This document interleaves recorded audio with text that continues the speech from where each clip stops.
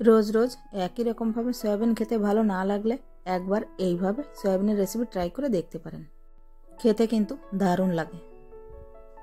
নিরামিষ এই রেসিপিটি দেখে কেউ বুঝতেই পারবে না যে এটা কিসের রেসিপি যতক্ষণ না পর্যন্ত সে খাচ্ছে। নমস্কার, আমি নীলিমা, আপনারা দেখছেন এনপি টেস্টি ফুড। তো চলুন নিরামিষ সয়াবিনের এই নতুন রেসিপিটি দেখে নেওয়া যাক।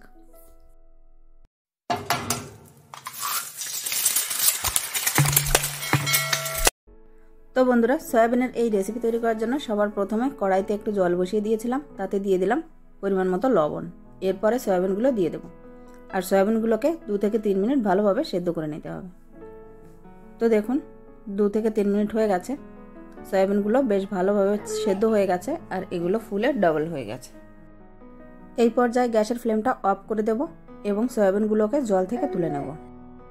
এরপর সয়াবিনগুলোকে ঠান্ডা জলে 2 থেকে 3 বার ভালোভাবে ধুয়ে নেব। তারপর এর থেকে হাত দিয়ে চিপড়ে চিপড়ে সমস্ত জল বের করে একটা পাত্রে সয়াবিনগুলোকে রেখে দেব। সমস্ত সয়াবিনগুলোকে জল নিংড়ে নেওয়ার পর একটা মিক্সিং জার নিয়ে নিয়েছি। এর ভেতরে কিছুটা পরিমাণ সয়াবিন দিয়ে দেব এবং জারটার ঢাকনা বন্ধ করে 4 থেকে 5 সেকেন্ডের জন্য একটু ঘুরিয়ে নেব। খুব বেশিক্ষণ ধরে ঘোরানোর প্রয়োজন নেই, 4-5 সেকেন্ড ঘুরিয়ে নিলেই হবে। এরপর একটা পাত্রে ঢেলে নিচ্ছি। এই একইভাবে বাকি সয়াবিনগুলোকেও মিক্সিতে ঘুরিয়ে নেব। তো দেখুন বন্ধুরা, এখানে সম্পূর্ণ সয়াবিনগুলোকে আমি মিক্সিতে ঘুরিয়ে নিয়েছি। এবার এর ভেতরে দিয়ে দিচ্ছি স্বাদ মতো লবণ, পরিমাণ মতো হলুদ, দিয়ে দিচ্ছি আদা এবং কাঁচা লঙ্কা বাটা, দিয়ে দিলাম 1 চামচ জিরে গুঁড়ো, হাফ চামচের মতো দিয়ে দিচ্ছি ধনে গুঁড়ো, আর 3 থেকে 4 চামচের মতো দিয়ে দেবো বেসন। এখানে বেসন কতটা পরিমাণ লাগবে সেটা ডিপেন্ড করে সয়াবিনে জলের পরিমাণ কত কম বা বেশি তার উপর। এরপর এই সব উপকরণ হাত দিয়ে ভালোভাবে মেখে নিতে হবে। তো দেখুন বন্ধুরা, সমস্ত উপকরণ ভালোভাবে হাত দিয়ে মেখে নিয়েছি। এবার এই সয়াবিনের মিশ্রণ থেকে কিছুটা নিয়ে এভাবে হাত দিয়ে মুঠ করে এরকম শেপ দিয়ে নিতে হবে। শেপটা আপনারা গোল অথবা লম্বা যেমন ইচ্ছা বানাতে পারেন। আমি এরকম একটু লম্বা লম্বা করে তৈরি করে নিচ্ছি। এই একইভাবে সবগুলো তৈরি করে নেব।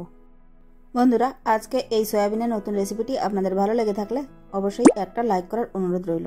আপনাদের একটা লাইক আমাকে নেক্সট ভিডিও তৈরি করার জন্য অনেক বেশি মোটিভেট করে। তো দেখুন বন্ধুরা, এখানে সবগুলো সয়াবিনের মুঠি আমি তৈরি করে নিয়েছি। এরপর এগুলোকে ফ্রাই করার জন্য আগে থেকে ফ্রাই প্যানে একটু তেল বসিয়ে দিয়েছিলাম। তেল গরম হয়ে যাওয়ার পর এর ভেতরে সয়াবিনের মুঠিগুলো দিয়ে দিচ্ছি। দিয়ে দেওয়ার পর ভালোভাবে এপিট ওপিট লাল করে ভেজে নিতে হবে। গ্যাসের ফ্লেমটা অবশ্যই লোতে রাখে ভাজতে হবে, তা না হলে উপর থেকে কালার এলেও ভেতর থেকে কাঁচা থেকে যাবে। যে কোনো নিরামিষ দিনে এই রেসিপিটি বাড়িতে তৈরি করে দেখতে পারেন। নর্মাল সয়াবিনের রেসিপি থেকে এই রেসিপিটি খেতে আরও বেশি ভালো লাগে। তো আমার এখানে সম্পূর্ণ সয়াবিনের কাকলেট বা মুঠাগুলো ভেজে নেওয়া হয়ে গেছে। এবার এগুলোকে আমি তুলে নিচ্ছি। সম্পূর্ণ সয়াবিনের মুঠাগুলো আমি তুলে নিয়েছি। এবার এটার রান্না করার জন্য কড়াইতে দিয়ে দিচ্ছি পরিমাণ মতো তেল। তেলে আলুগুলো দিয়ে দেবো। প্রথমে আলুগুলোকে একটু লবণ হলুদ দিয়ে লাল করে ভেজে তারপর তুলে নেব। সব আলুগুলো তুলে নেওয়ার পর কড়াইতে যে তেল ছিল ওই তেলের ভেতরেই দিয়ে দেবো আরও একটু সর্ষের তেল।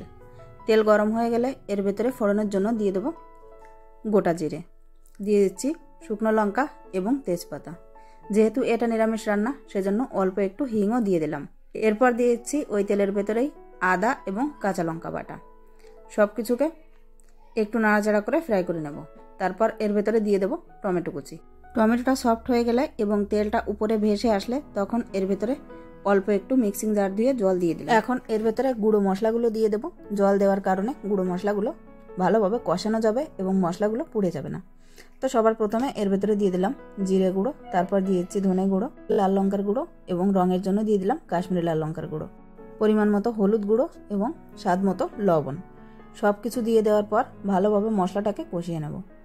মশলা থেকে এভাবে তেল উপরে ভেসে উঠলে তারপর এর ভেতরে দিয়ে দেবো ভেজে রাখা আলুগুলো দিয়ে মশলার সাথে মিনিট 2-এর মতো ফ্রাই করে নিতে হবে। তারপর এর ভেতরে দিয়ে দেবো পরিমাণ মতো জল দেওয়ার পর সব কিছুকে ভালোভাবে একবার মিলিয়ে নিয়ে ঢাকা চাপা দিয়ে রান্না করে নেব যতক্ষণ না পর্যন্ত আলুগুলো সেদ্ধ হয়ে যাচ্ছে। আলুগুলো ভালোভাবে সেদ্ধ হয়ে যাওয়ার পর এর ভেতরে সয়াবিনের মুঠাগুলো দিয়ে দেবো। তো দেখুন বন্ধুরা, এখানে আমার আলুগুলো কিন্তু বেশ ভালোভাবে সেদ্ধ হয়ে গেছে। এইবার সয়াবিনের মুঠাগুলো দিয়ে দেবো এবং 4 থেকে 5 মিনিট রান্না করে নেব। মুঠাগুলো দেওয়ার পর খুব বেশি সময় ধরে রান্না করার প্রয়োজন নেই, 4-5 মিনিট রান্না করে নিলেই হবে এবং ঝোলটা একটু বেশি থাকতেই গ্যাসের ফ্লেমটা বন্ধ করে দিতে হবে। সবার শেষ পর্যায়ে এর ভেতরে দিয়েছি স্বাদ মতো গরম মশলা পাউডার এবং কয়েকটা আলু এখানে খুন্তির সাহায্যে প্রেস করে ভেঙে দেব। এতে করে ঝোলটা বেশ একটু গাঢ় হবে। এরপর এর ভেতরে দিয়ে দেব 1 চামচ ঘি। টেস্টটাকে ব্যালেন্স করার জন্য দিয়ে দেব সামান্য একটু চিনি এবং সবার শেষে এর ভেতরে দিয়ে দেব ধনেপাতা কুচি। এবার সব কিছুকে একবার ভালোভাবে মিলিয়ে নিলেই আমাদের সয়াবিনের এই নতুন রেসিপি কিন্তু একেবারেই রেডি হয়ে যাবে। বন্ধুরা, আজকে এই সয়াবিনের রেসিপিটি আপনারা যদি ইউটিউব থেকে দেখে থাকেন তাহলে চ্যানেলটি সাবস্ক্রাইব করে নেওয়ার অনুরোধ রইল, এবং যদি ফেসবুক থেকে দেখে থাকেন তাহলে পেজটি ফলো করে নেওয়ার অনুরোধ রইল। আমাদের সয়াবিনের রেসিপি এখানে একেবারেই রেডি হয়ে গেছে। এবার একটা বাটিতে আমি সার্ভ করে নিচ্ছি। গরম গরম ভাতের সাথে এই রেসিপিটা খেতে কিন্তু দুর্দান্ত স্বাদের লাগে। বন্ধুরা, আজকের মতো ভিডিওটা আমি এখানেই শেষ করছি। আবারও ফিরে আসবো একটা নতুন রেসিপি নিয়ে। ততক্ষণ পর্যন্ত সবাই খুব ভালো থাকবেন, সুস্থ থাকবেন। ভিডিওটি শেষ পর্যন্ত দেখার জন্য অনেক অনেক ধন্যবাদ। নমস্কার।